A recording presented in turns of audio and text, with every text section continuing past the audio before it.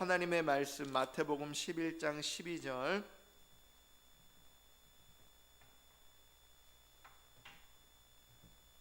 하나님의 말씀 마태복음 11장 12절, 우리 한 절을 같이 함께 우리 합독하도록 하겠습니다. 마태복음 11장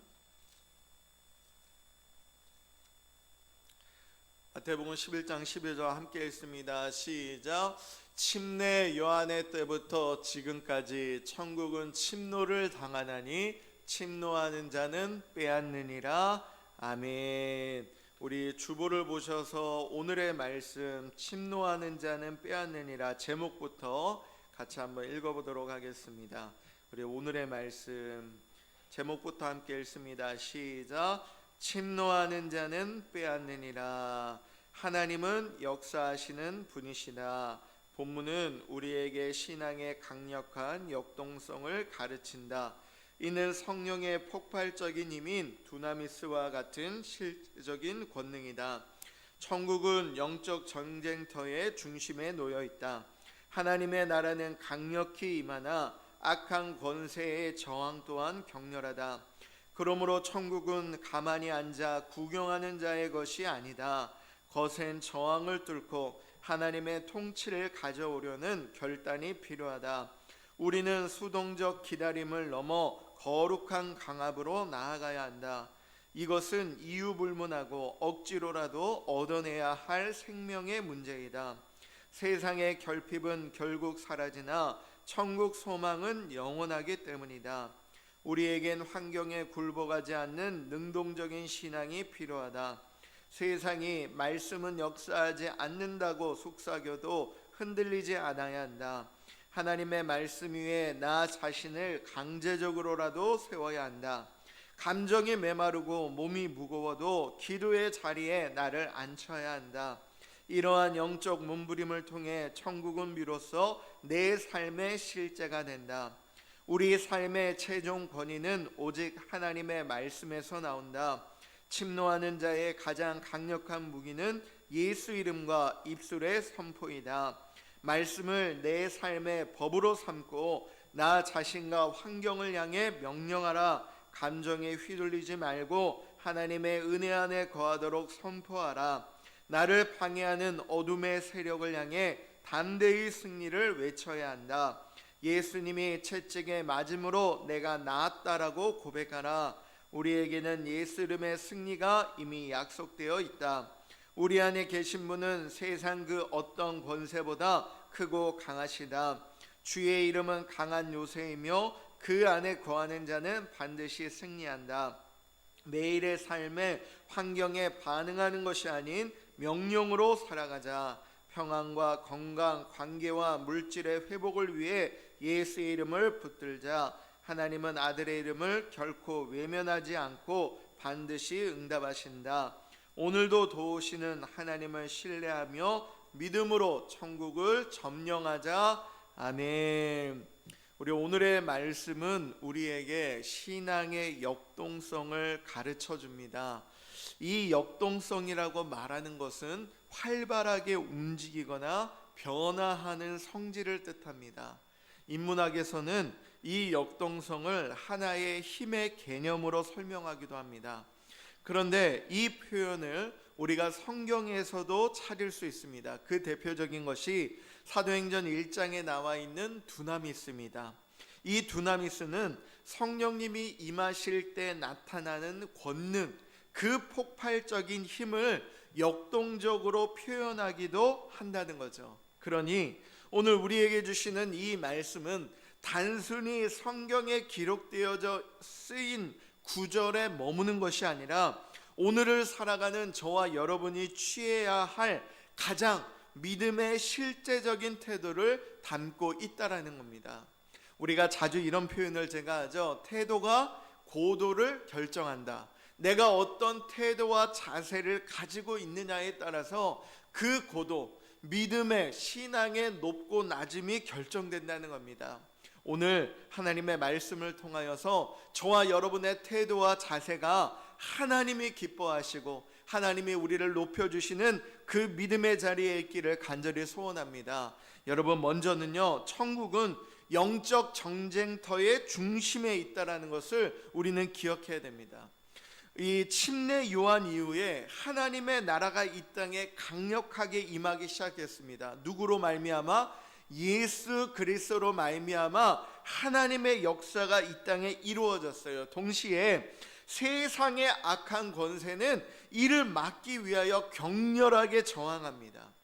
근데 그것이 2000년 전에 쓰여진 이야기로 끝나는 게 아니라, 역사로 끝나는 게 아니라 바로 오늘 우리가 처한 현실 또한 마찬가지라는 거예요.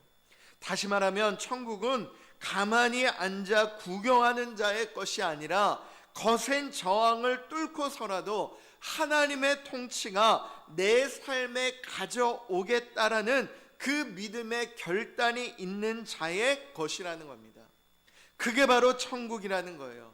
예수님이 말씀하시죠. 하나님의 나라가 이 땅에 이루어지기를 원하나이다. 주님이 우리에게 가르쳐 주신 주기도문에 그러한 기도의 제목이 있습니다.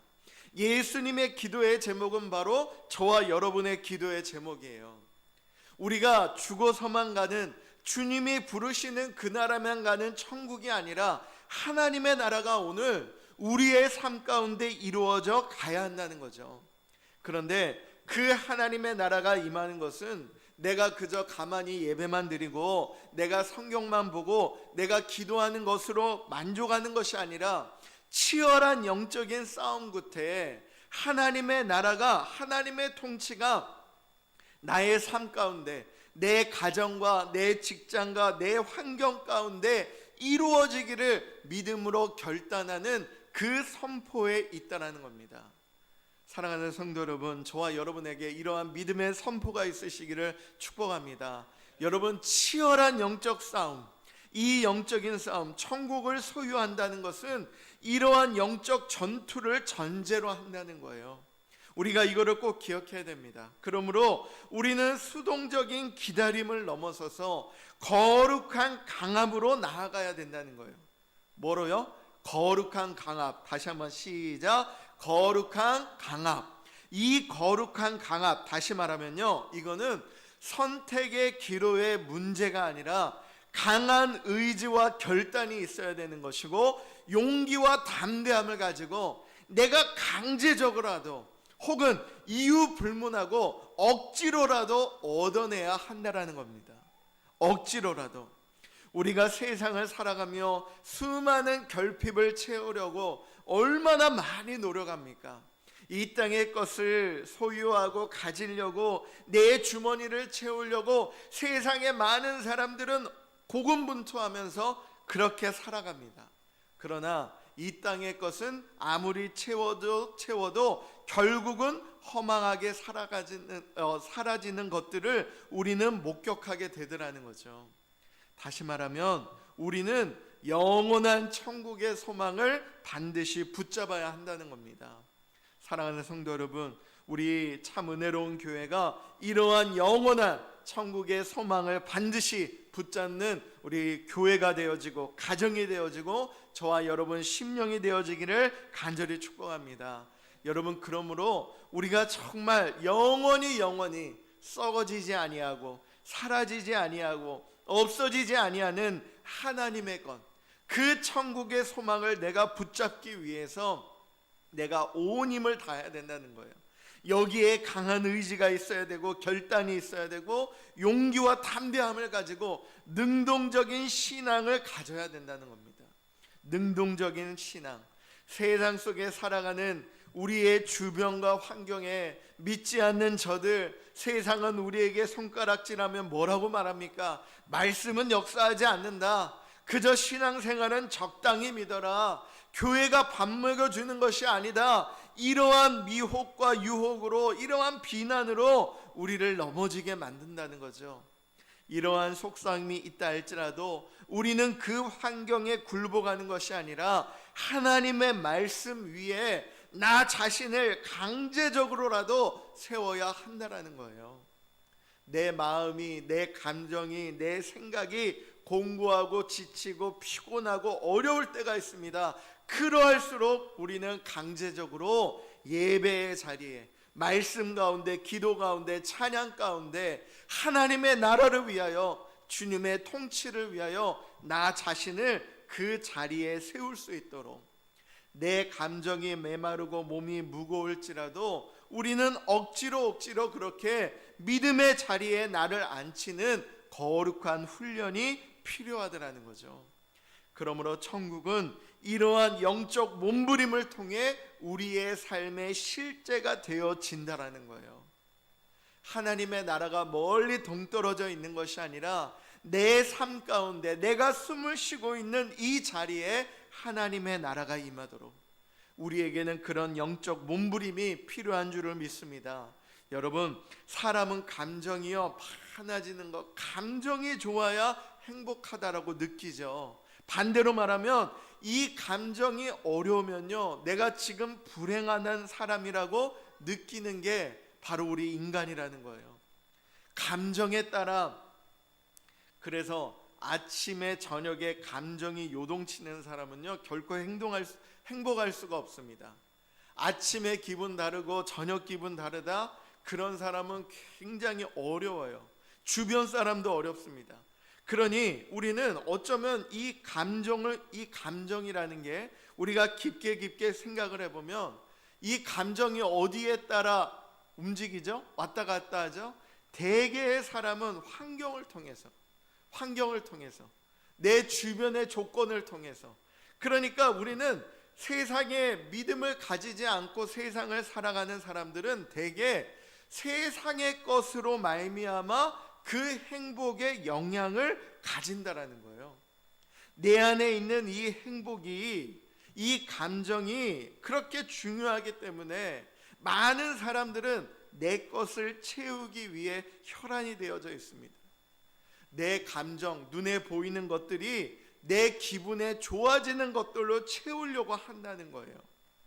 좋은 감정이 생기지 않으면, 채워지지 않으면 사람은 불안해하고 허기짐을 느낍니다. 그런데 여기에서 우리가 경계해야 하는 것이 있죠.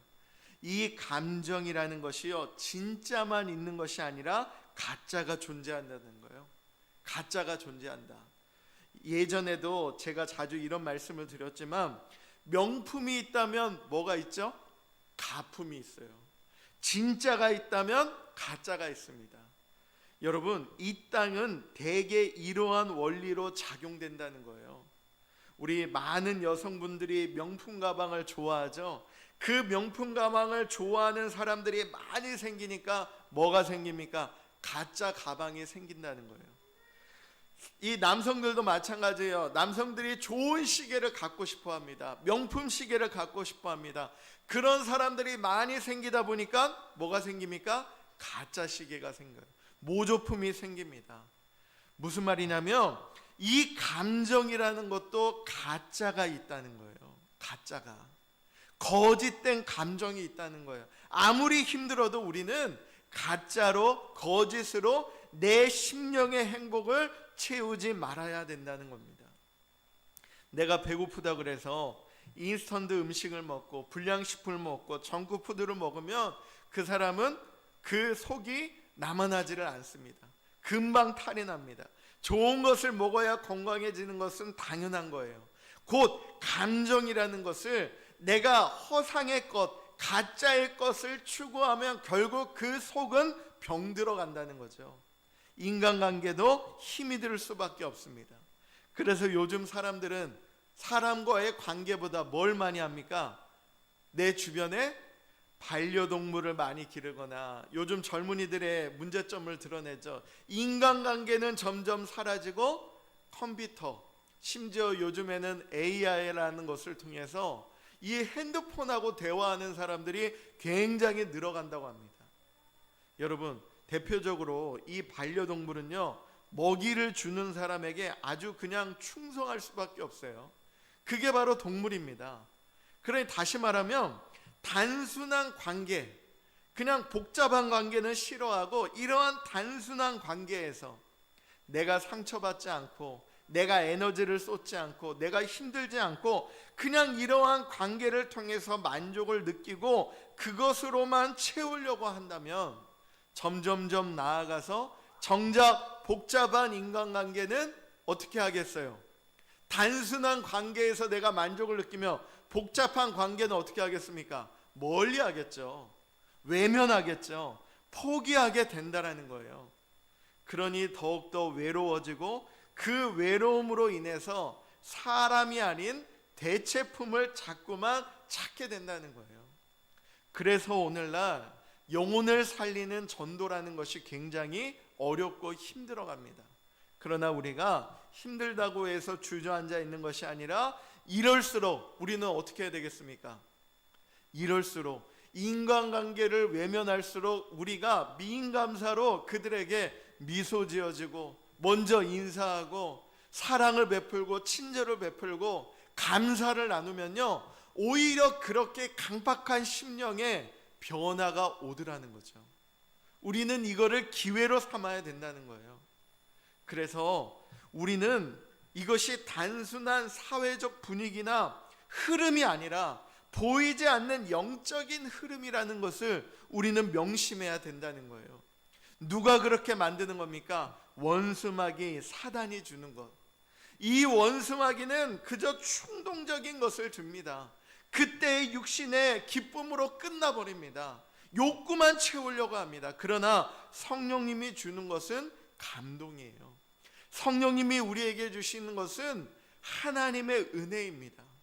하나님의 사랑입니다. 그것을 우리 안에 영원토록 이루어가게 하신다는 거예요. 충동은 일방적이고 자극만 줄 뿐이지만 성령님이 주시는 감동은 인격적이더라는 거죠.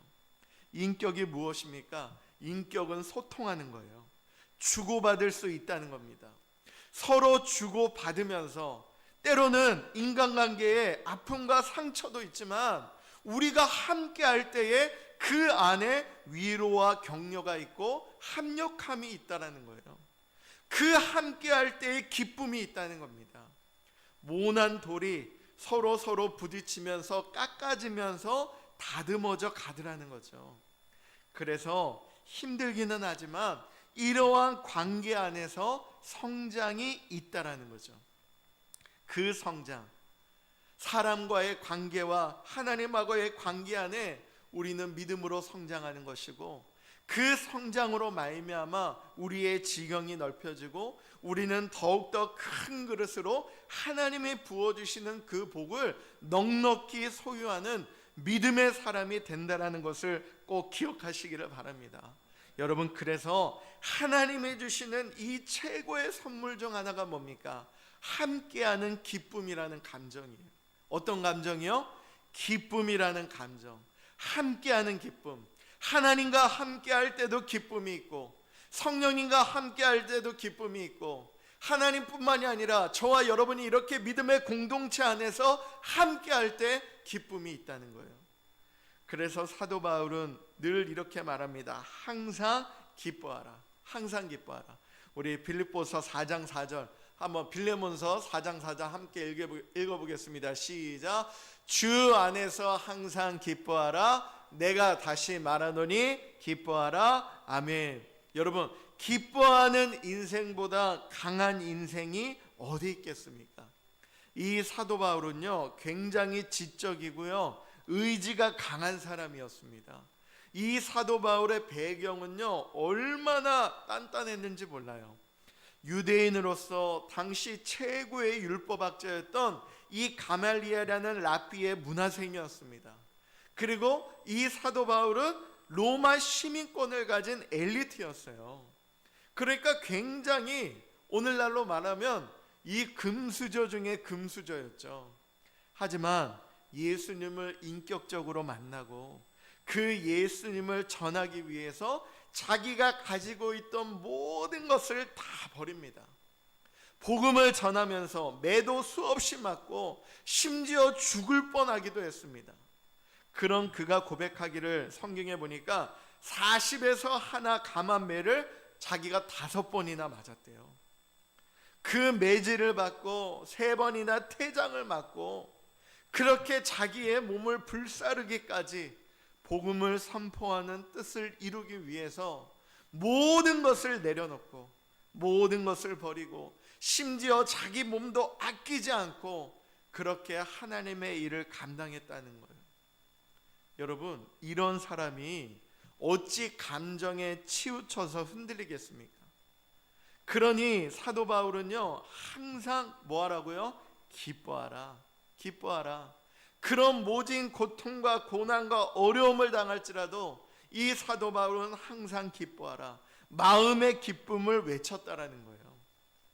성경 어디를 봐도 이 사도 바울의 환경과 상황이 좋았던 것이 없습니다. 같은 유대인들은 사도 바울이 감옥에 잡히기를 좋아했어요. 심지어 사도 바울이 괴로워하기를 원했습니다.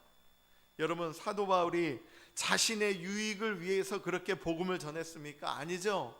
예수를 알지 못하는 자기의 동족들이 너무나 안타까워서 그들을 위해서 예수를 믿고 구원받으라고 그렇게 헌신하고 복음 전도자로 살았는데, 그 사도 바울의 주변에 만났던 이들은 뭐라고 말합니까? 악함으로 반응하더라는 거예요.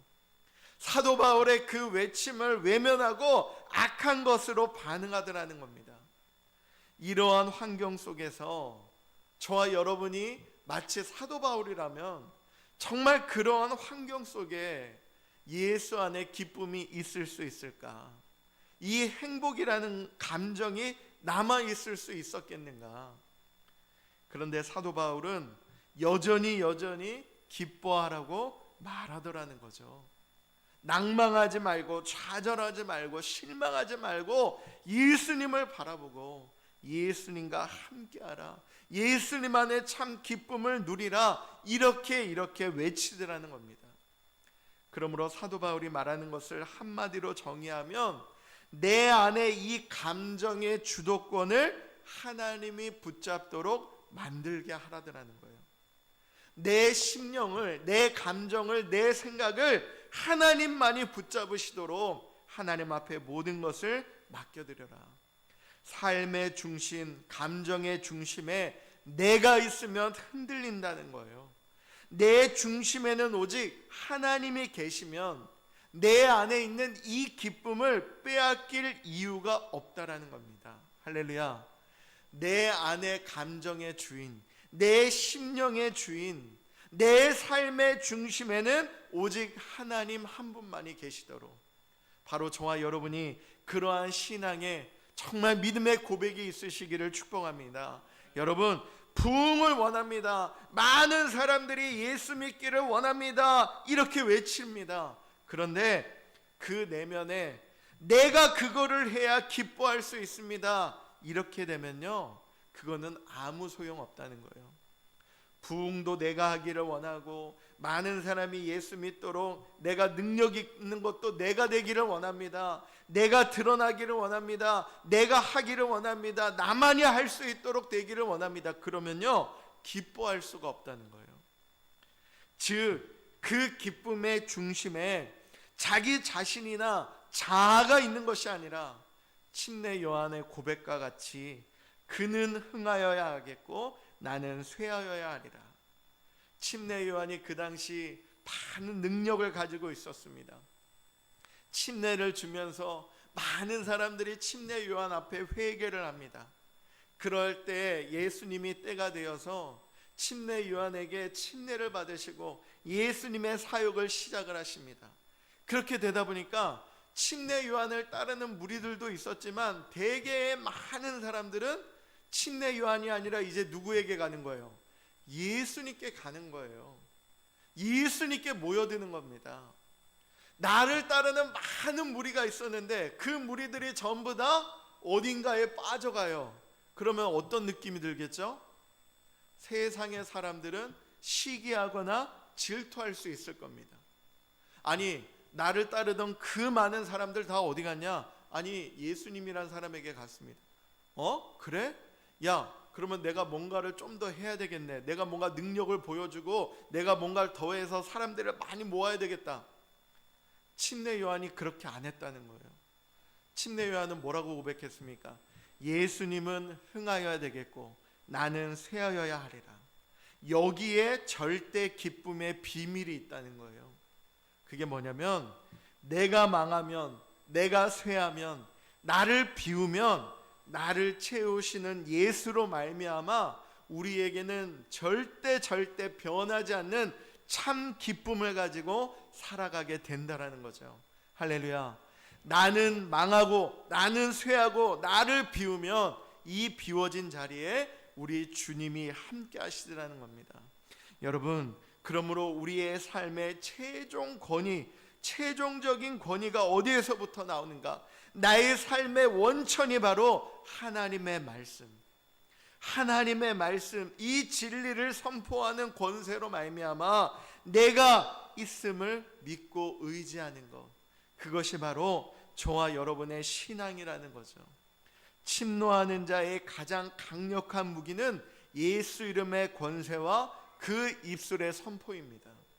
저와 여러분에게 예수 이름의 권세를 주셨어요. 이 권세를 주셨다는 것을 지식으로만 아는 것이 아니라 우리가 이제는 실제적으로 내 입술의 선포로 말미암아 예수 이름의 권세를 사용해야 된다는 겁니다. 하나님의 말씀을 내 삶의 최종 권위로 삼으시고 그 말씀을 나 자신과 환경을 향해 명령하는 저와 여러분 되기를 축복합니다. 여러분, 그래서요, 그 예수 이름의 선포, 먼저는 나 자신에게 명해야 돼요. 나 자신에게. 내가 어떤 감정에 휘둘리지 않고, 환경에 휘둘리지 않고, 조건에 휘둘리지 않고, 하나님의 지식 안에서, 말씀 안에서, 하나님의 은혜 안에서 행할 것을 스스로에게 명령하시기를 축복합니다. 나는 하나님의 자녀이다. 나는 하나님의 말씀으로 살아간다. 나는 오늘도 하나님의 은혜 안에 거한다. 하나님은 오늘도 나에게 최고의 것을 주신다. 이런 믿음의 선포가 있어야 된다는 거죠. 나 자신에게 그렇게 명령한 후에 또한 원수와 환경을 향해도 선포해야 됩니다. 나를 방해하는 어둠의 세력을 향해서, 그리고 변화가 필요한 환경을 향해서 담대하게 외쳐야 된다는 거죠. 뭐라고요? 우리 아까 말씀 요약을 봤죠? 예수님의 채찍에 맞으심으로 말미암아 내가 나았다. 예수님의 피 흘리심으로 말미암아 나는 그 보혈로 구원받았다. 믿는 자에게는 능치 못함이 없다. 이런 담대한 믿음의 선포를 가지고 여러분 가정에서, 여러분 직장에서, 여러분 삶의 모든 환경의 영역에서 그렇게 담대하게 선포해야 된다는 겁니다. 사랑하는 성도 여러분, 저와 여러분에게 예수 이름의 승리가 이미 약속되어져 있음을 믿으시기를 축복합니다. 여러분, 우리에게는 그 선포를 안 했기 때문에 하나님의 나라가 임하지 않는 것이지, 예수 이름을 선포하면 하나님의 나라가 반드시 임한다는 거예요. 어떤 어려움을 만나든 그것을 내 힘으로 먼저 이기려고 하는 것이 아니라 선하신 하나님, 좋으신 하나님, 그 하나님이 나를 이끄시고 역사하여 주신다는 것, 그것을 믿고 나아가시기를 축복합니다. 여러분, 그러므로 우리 안에 계신 분은 세상 그 어떤 권세보다 크시다는 거예요. 주의 이름은 강한 요새이시고 믿음으로 그 안에 달려 들어가는 자는 안전할 뿐만이 아니라 승리를 우리에게 주신다는 겁니다. 천국을 향한 뜨거운 갈망으로 날마다 하루하루를 침노하시기를 축원합니다. 여러분, 멀리 있는 천국이 아니라 오늘 이 하루에 하나님의 나라 천국이 나의 삶 가운데 이루어지도록 침노하시라는 거예요. 환경에 반응하는 삶이 아니라 말씀으로 말미암아 여러분의 환경을 다스리는 승리자가 되시기를 간절히 축원합니다. 여러분, 그러므로 나 자신에게 내리는 그 명령, 믿음의 선포, 이것이요 정말 영적 성장의 지름길이에요. 여러분, 아침마다 그렇게 선포해 보십시오. 여러분의 삶에 특별한 믿음으로 정말 그 점령하고 싶은 영역이 왜 없으십니까?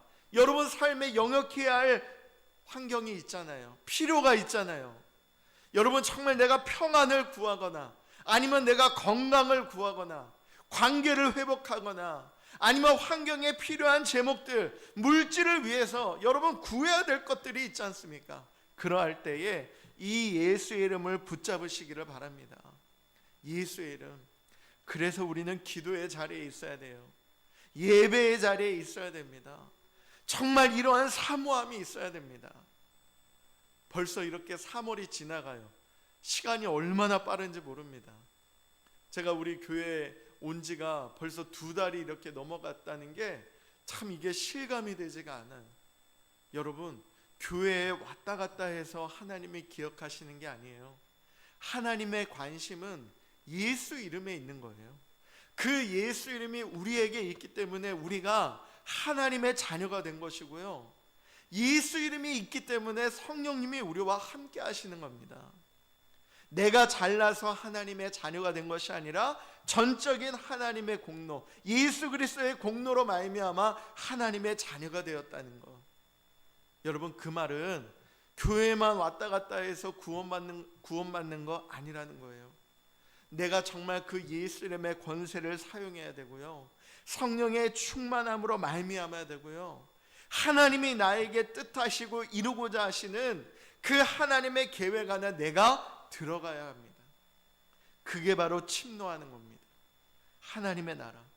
하나님은 그 아들의 이름을 결코 외면하지 않으신다는 거죠. 예수 이름 앞에 반드시 능력이 있고 응답이 나타남을 믿으시기를 축복합니다. 여러분, 예수 이름을 구할 때 나에게 반드시 하나님의 응답이 있다. 한번 따라해보죠. 예수 이름으로 구할 때, 시작. 나에게 반드시 하나님의 응답이 있다. 시작. 나에게 반드시, 자, 이어서 해보겠습니다. 예수 이름으로 구할 때 나에게 반드시 하나님의 응답이 있다. 한 번 더, 시작. 예수 이름으로 구할 때 나에게 반드시 하나님의 응답이 있다. 여러분, 믿으시기를 축복합니다. 여러분, 정말 내가 예수 이름으로 구하면 하나님 응답하십니다. 하나님 역사하십니다. 하나님은 우리를 도우시는 분이십니다. 우리 한 주간도 그렇게 도우시는 하나님 붙잡으시고 하나님 의지하셔서 여러분 삶 가운데 하나님의 놀라운 역사가 나타나시기를 간절히 축원합니다. 우리 이 시간 우리 말씀을 붙들고 함께 간절히 기도하겠습니다. 성령 하나님, 나를 붙들어 주시옵소서. 천국은 침노하는 자의 것이라고 하셨는데 오늘 나의 삶 가운데 내가 다스리고 명령하고 침노해야 되는 그런 영역이 있습니다. 하나님, 예수 이름의 권세를 사용하게 하시고 그 이름의 권세로 말미암아 하나님의 응답을 내게 더하여 달라고 우리 간절한 마음으로 함께 기도합니다. 하나님 아버지, 참으로 감사합니다. 우리 아버지 하나님, 인도하여 주시고 붙들어 주시옵소서. 아버지 하나님의 크신 은혜와 주의 놓으시는 손길로 말미암아 주옵시고 아버지 하나님의 크신 능력의 증거들로 말미암아 역사하여 주시옵소서.